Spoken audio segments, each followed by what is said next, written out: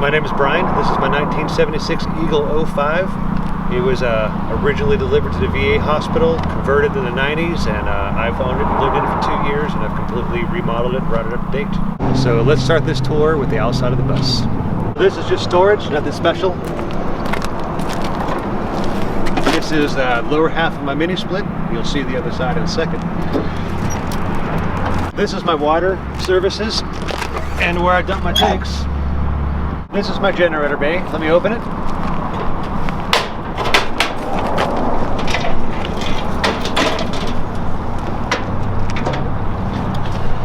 I have a 12 kilowatt diesel Kubota generator. It comes out of my main fuel tank. I'm lucky enough that I have enough solar. I only have to put a couple hours a month on it. I have a full remote system inside of the bus where I can fire the generator up. I can watch all of its fluid levels and temperatures, hours, and it will also start if my battery bank is low.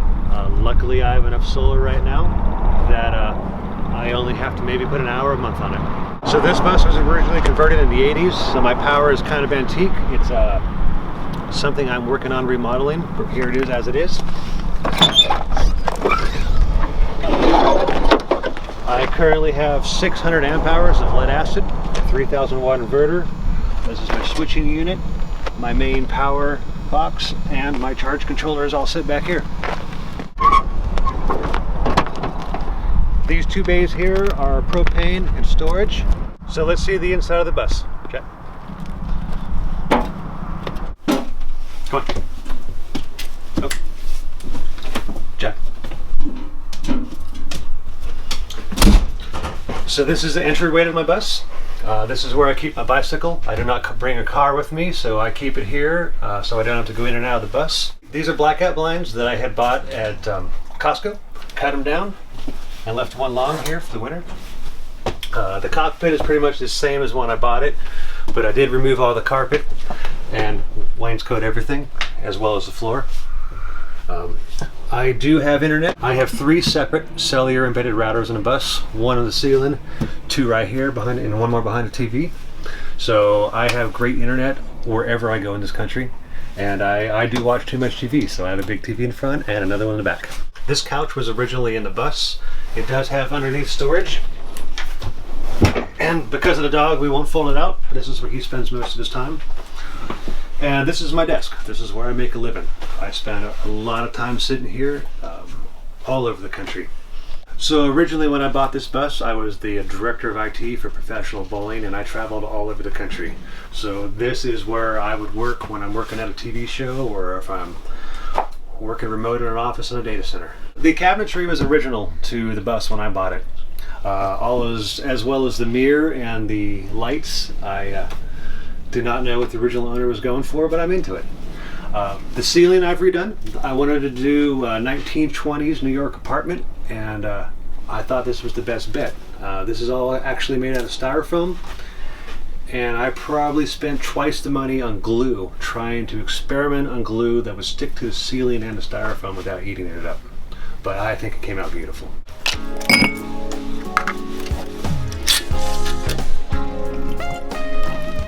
Always refill it. Most important thing I learned in bus life is the Berkey water filter.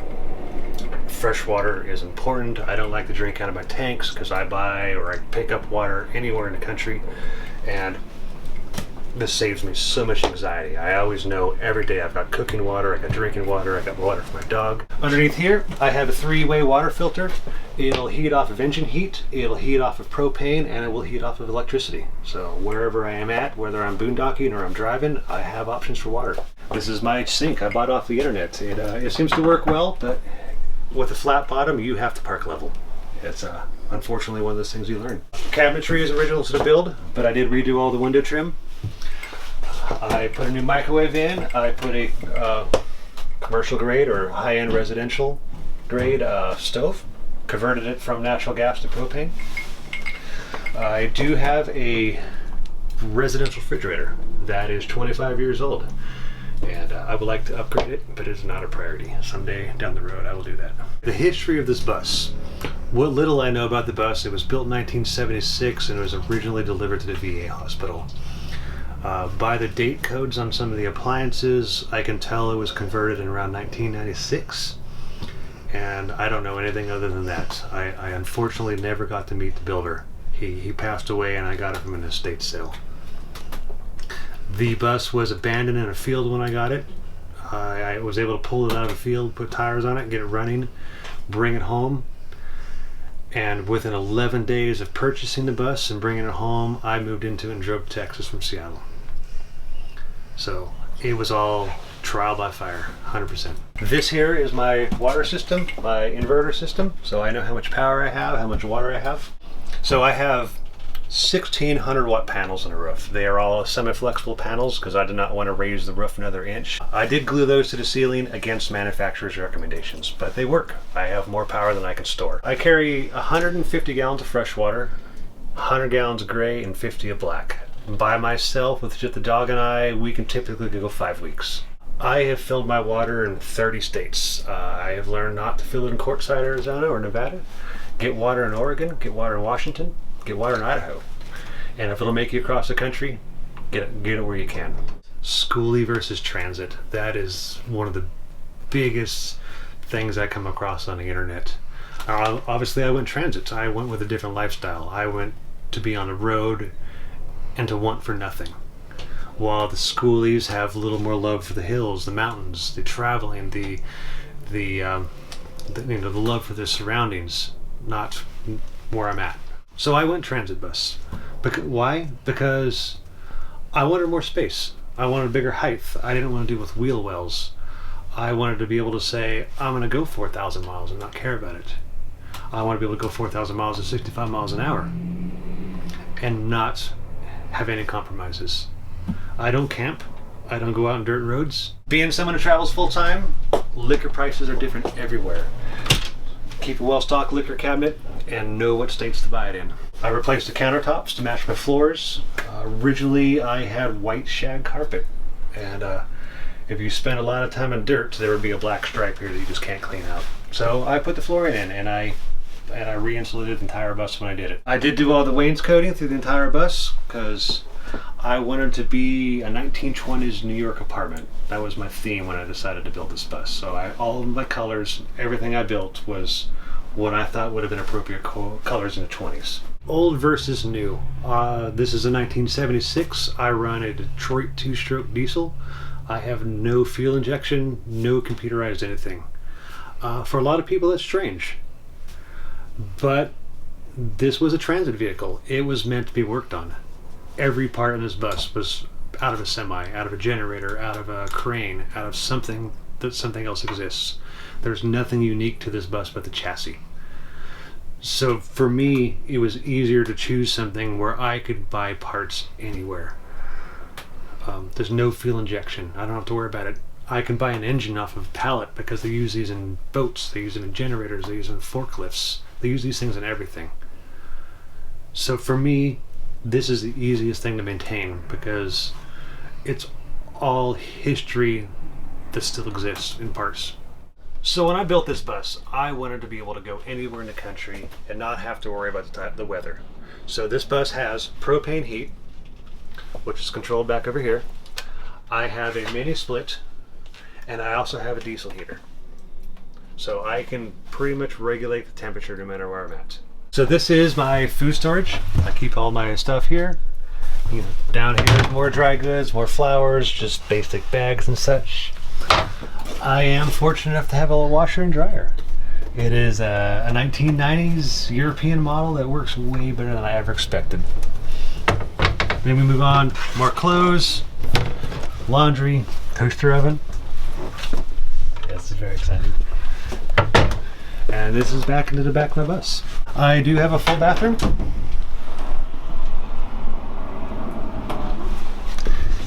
And I have a full-size apartment shower.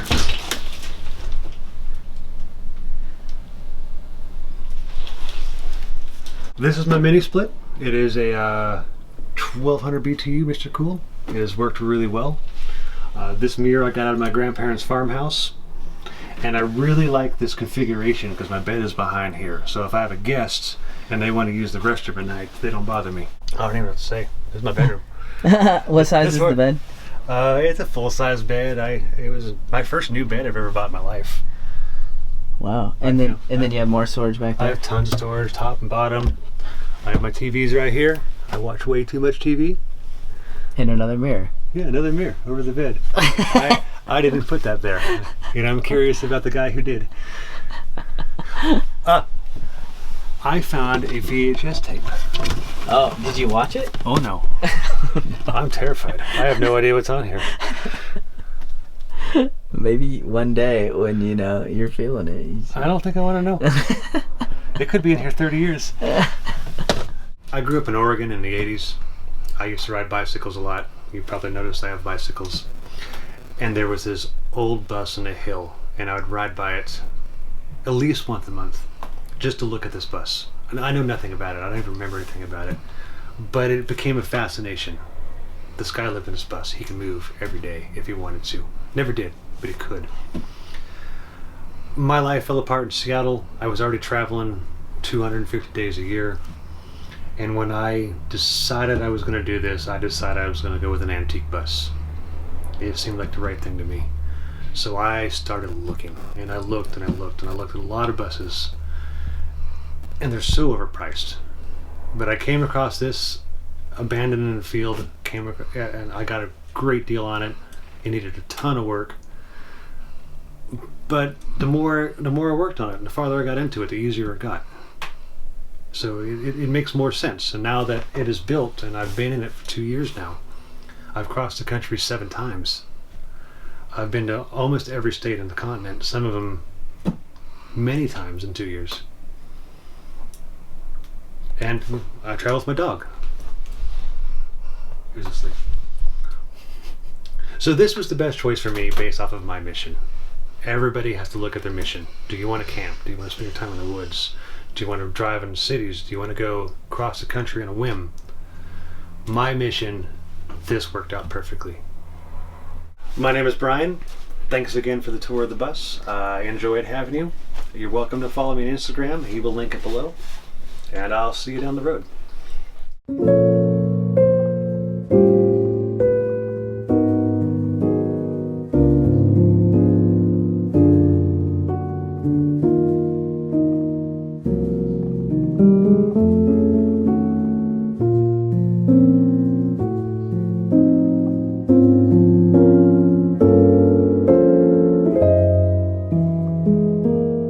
One thing about life falling apart is you realize you depend on yourself. I have myself, I have my dog, I have my bus, I have my knowledge. And one thing I depend on not having is a passenger seat. Because if I can always leave. I don't need anybody. And that's the most important thing in bus life that I have ever learned, is to depend on yourself.